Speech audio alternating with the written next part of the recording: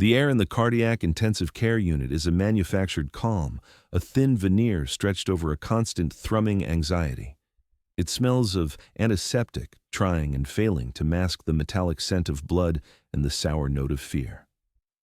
This is Clara's world, 22 years of it. The rhythm of the place is her own heartbeat, a symphony of synchronized beeps from a dozen monitors, the soft hiss of oxygen, the whisper of rubber-soled shoes on polished linoleum. She moves through this soundscape not as a visitor, but as a native organism, perfectly adapted to the pressure and the low fluorescent light that makes everyone look a little closer to death. Her hands, scrubbed raw over 2 decades, are never still. They adjust a saline drip with a practiced twist of her wrist, a correction of millimeters that makes all the difference. They gently palpate a pulse point on a sleeping patient, her fingertips reading the story the blood tells. They document, the pen a familiar weight, her notes a testament to a vigilance that never truly sleeps. Her eyes, the color of a washed-out sky, miss nothing. She sees the subtle cyanotic tinge to the lips of the man in bed 3 before the pulse oximeter even registers the dip. She notices the almost imperceptible tremor in the hand of the woman in bed 5, a new development, a neurological question mark she files away for the morning rounds.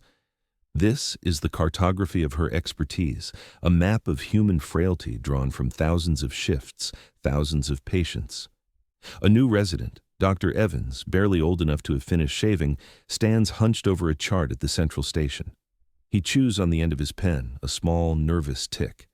He looks up as Clara passes, his eyes flicking to her for a split second, a silent question.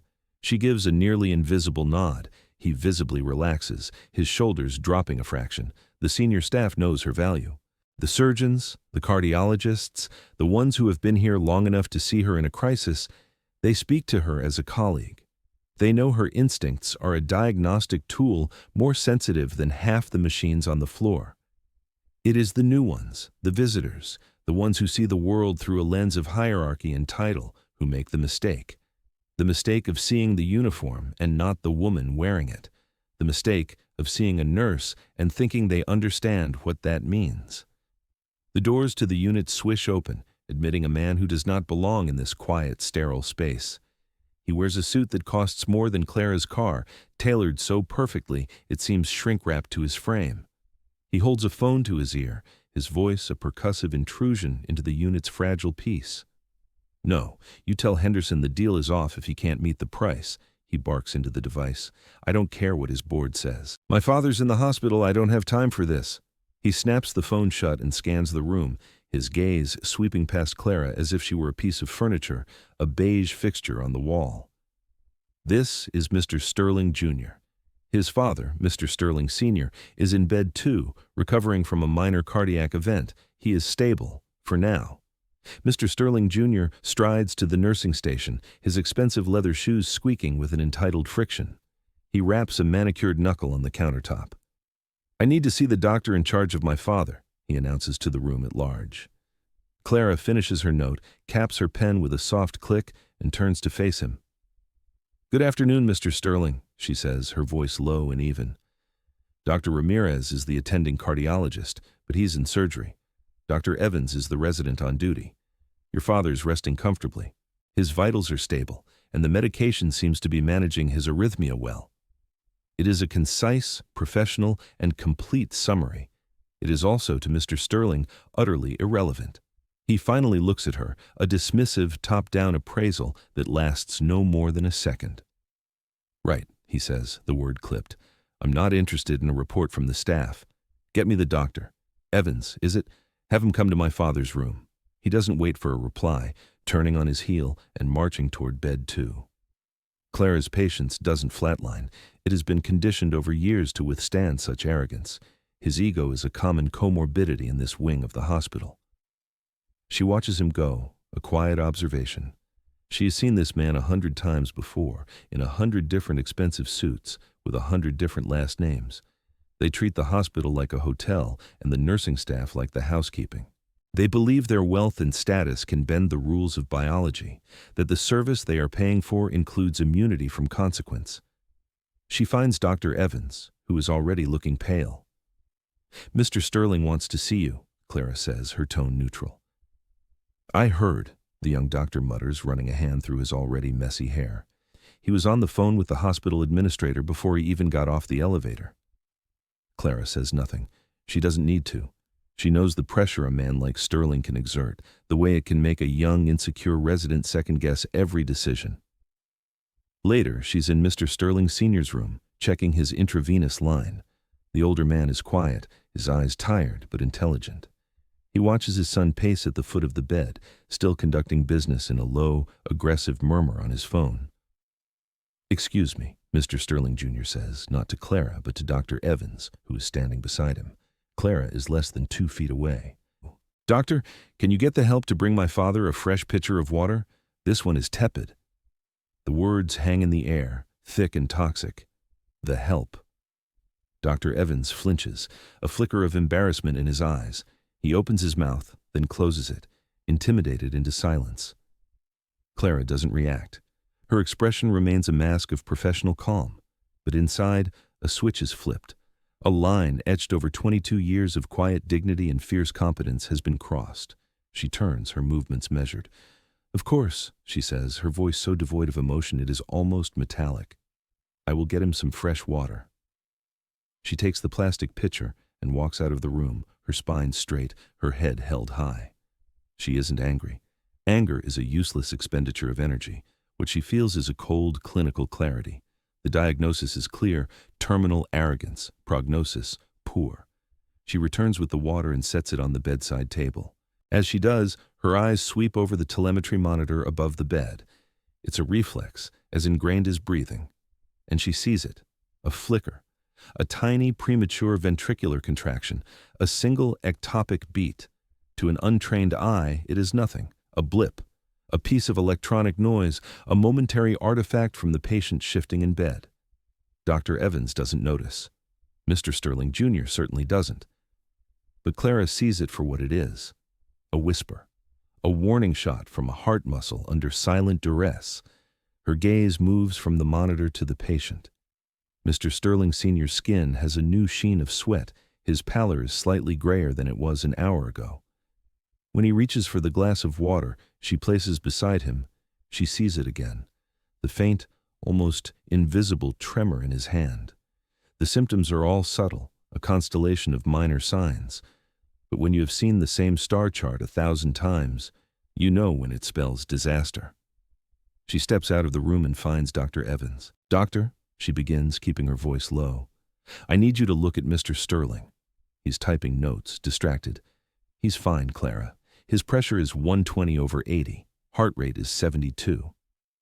I saw a run of PVCs on the monitor, she presses, and he's diaphoretic. I think we need to get a 12-lead EKG and run his troponins again, now. Dr. Evans sighs, the sound of a man stretched thin and trying to assert an authority he doesn't feel. Mr. Sterling Jr. exits the room just in time to hear her. Is there a problem? He asks, his voice sharp with suspicion. No, Dr. Evans says, a little too quickly. He straightens up, puffing out his chest. The nurse is just being overly cautious. He turns to Clara, his tone condescending, performing for his audience of one. Clara, his vitals are textbook. I'm sure it's just artifact. Let's not alarm the family over nothing. I'll check on him in an hour. Mr. Sterling Jr. gives Clara a withering look. Let the doctor do his job, he says, his voice dripping with disdain. Your job is to change the water pitcher. Clara meets his gaze. For the first time, she lets a fraction of the ice in her veins show in her eyes. She doesn't argue. She doesn't raise her voice. She turns back to the resident. Dr. Evans, she says, her voice precise and cold, I'm documenting my concern and my recommendation for a stat EKG in the patient's chart. I'm asking you, again, to order it. The challenge is unmistakable. It is a gauntlet thrown down, not of emotion, but of pure, unassailable professional protocol. The young doctor's face flushes. He is trapped between the nurse he knows has more experience in one shift than he has in his entire career, and the wealthy, intimidating man who is already complaining to the hospital board. He makes the wrong choice. I am the doctor here, he says, his voice tight. I will decide what is necessary, and I am telling you it is not necessary. Now, if you'll excuse me. He turns his back on her, a deliberate act of dismissal. Clara stands there for a moment. She takes a deep, steadying breath. She walks to the computer, her fingers flying across the keyboard, her entry into the digital chart, a masterpiece of clinical observation and professional CYA, cover your anatomy. 1432, noted run of multifocal PVCs on telemetry, patient diaphoretic with slight tremor, recommended stat 12 lead EKG and troponin level to Dr. Evans. Dr. Evans declined, stating he will reevaluate in 1 hour. She signs her name. It is a shield. It is also a ticking clock. She does not have to wait an hour. She has to wait 24 minutes. The alarm that shatters the unit's quiet is not the gentle chime of a monitor warning. It is the shrieking, frantic scream of the code blue. It is the sound of a heart that has given up. Clara is moving before the first wail of the alarm has finished echoing. She is already at the bedside, her hands on the patient's chest, feeling for a pulse that isn't there. "He's in V-fib," she yells, her voice a whip crack in the sudden chaos. "Hit the code button. Get the crash card." Someone else does it. She's already starting chest compressions, her movements powerful, rhythmic, efficient. The muscle memory of 1,000 codes takes over.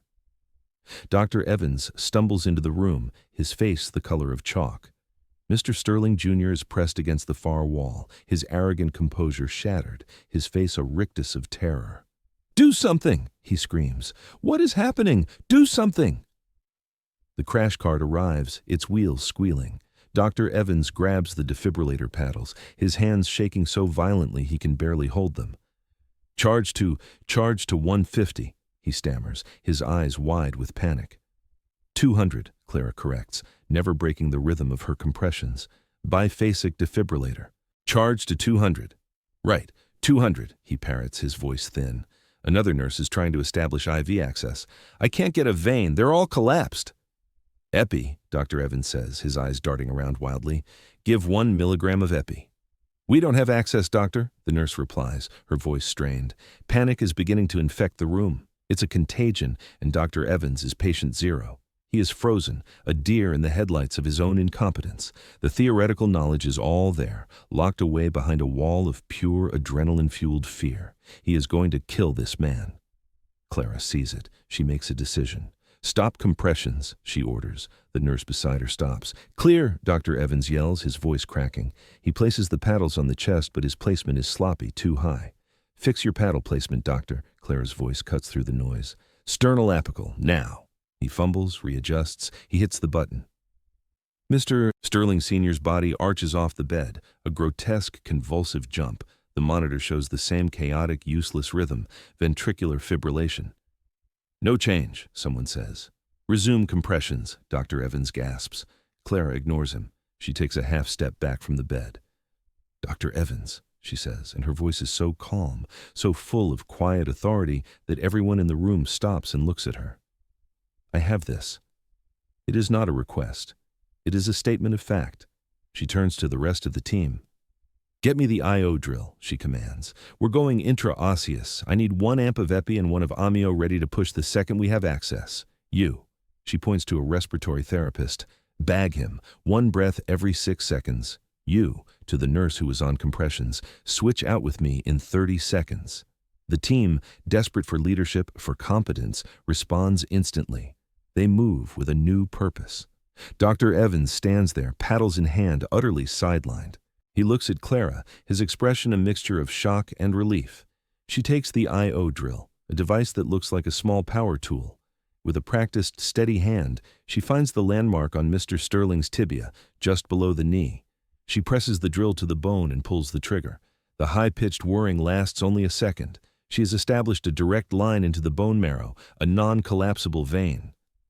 "Access established," she announces. "Push the epinephrine, start a saline flush." A nurse injects the drug into the new line. "Epi is in," the nurse confirms. "Resume compressions," Clara says, and she and the other nurse begin to cycle seamlessly. She is a conductor, and this chaotic code is her orchestra. She calls for drugs, for rhythm checks, for shocks. Her voice the only calm point in the storm. She is not just following a protocol she has memorized. She is reading the patient, the monitor, the subtle signs of a body on the brink. She is improvising, adapting, fighting. After the third shock and a dose of amiodarone, it happens. The jagged, chaotic line on the monitor converts. It is not a healthy rhythm. It is a slow, tenuous sinus bradycardia. But it is a rhythm. It is a pulse. It is life. The room falls silent, the only sound, the slow, steady beep of the monitor and the panting breaths of the code team. Clara is listening to the man's chest with her stethoscope. "He has a pulse," she says, her voice still calm. "Blood pressure is 60/40. Let's start a dopamine drip, titrate to a systolic over 90, and get him a cooling blanket. We need to initiate therapeutic hypothermia protocol." It is in this moment of quiet, focused aftermath that the doors to the unit swish open again. Dr. Ramirez, the chief of cardiology, strides in, his face grim. "What the hell happened?" he demands, his eyes taking in the entire scene in an instant. He sees the discarded packaging on the floor, the pale and shaking resident, the wide-eyed son against the wall. And he sees Clara calmly titrating an IV drip, her hand steady, her focus absolute. Dr. Evans opens his mouth to speak, but only a squeak comes out. Ramirez ignores him. He walks straight to the monitor, then to the patient's chart on the computer.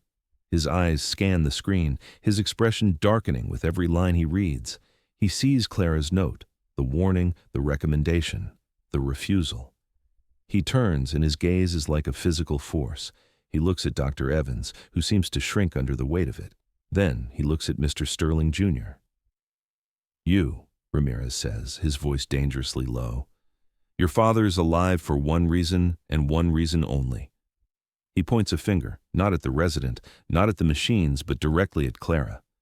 "Because that nurse saw a catastrophic event coming 25 minutes before it happened, an event your doctor here missed." Mr. Sterling, Jr. stares, speechless. Ramirez is not finished. He takes a step closer to the younger Sterling. "I want you to understand something. The woman you've been treating like a waitress has forgotten more about critical care cardiology than most residents ever learn. I have personally offered her a full paid scholarship to this university's medical school on 3 separate occasions over the last 10 years. The room is utterly silent save for the beep of the monitor. Every eye is on Clara. Ramirez's voice softens but loses none of its intensity. "She turned me down every time, said her place was here with the patients, said she could do more good here than she ever could as a doctor." He lets the words sink in, a payload of vindication delivered with surgical precision. He turns back to Clara. "Good hands, Clara," he says, his voice filled with a deep, unqualified respect. "As always." The realization dawns on Mr. Sterling Jr.'s face. It is a slow, agonizing cascade of emotions, confusion, then shock, then deep, profound shame. He looks at Clara. He's not seeing the help anymore. He's seeing a professional of the highest caliber, a quiet expert who holds the power of life and death in her hands, and who just wielded it to save his father while the man with the title stood by. Useless. The world he understands, a world of hierarchies, titles, and money, has just been inverted. Expertise, he is learning, doesn't always wear a long white coat. Sometimes it wears scrubs and comfortable shoes. The code team quietly disperses, the energy of the crisis dissipating. Dr. Evans approaches Clara, his head bowed. "Thank you," he whispers. I froze. I'm sorry." Clara looks at him, her expression unreadable. "Don't be sorry, doctor," she says, her voice even. "Be better. Read your nurse's notes." The words are not unkind, but they carry the weight of a lesson learned in the most brutal way possible. He nods, humbled, and retreats. An hour later, Mr. Sterling Sr. is stable, resting, packed in ice to protect his brain. The unit has returned to its baseline hum. Clara is at the nursing station, charting the code. Her documentation is meticulous and precise as her actions were. A shadow falls over her desk. It is Mr. Sterling, Jr. The arrogance is gone, stripped away by the raw terror of the last hour. He looks smaller, diminished. He stands there for a long moment, struggling to find words. He starts, his voice hoarse. He stops, swallows hard. "What I said, how I treated you. There is no excuse." Clara continues to type, not looking up. "I was wrong," he says, the words costing him dearly. Completely, unforgivably wrong. You saved my father's life after I called you. He can't bring himself to say the word. Thank you, he finally manages, the words raw and genuine. Thank you for saving him, from me, from my ignorance. Clara finishes her sentence on the chart. She finally looks up at him, her gaze clear and direct. She doesn't offer forgiveness, she doesn't offer absolution. She simply gives him a single, slow nod. An acknowledgement. It is all he is going to get. It is more than enough. He stands there for another moment, then turns and walks back to his father's room, a man irrevocably changed. Clara watches him go, then turns back to her work. The apology doesn't matter.